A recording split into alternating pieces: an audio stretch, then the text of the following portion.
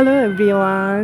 এই যে বলেন তো এটা কি ফল? এই যে যেটা ধরছি এখন, এটাকে আমি বিলাতি গাব নামে চিনি। আমি ছোটোবেলা থেকেই এই নামটাই শুনে আসছি এই ফলের।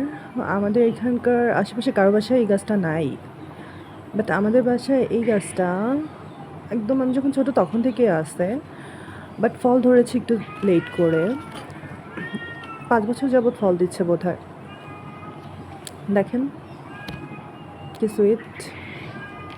এই যে হচ্ছে গাছটা, এই যে উপরের দিকে অনেকগুলো ফল হয়েছে।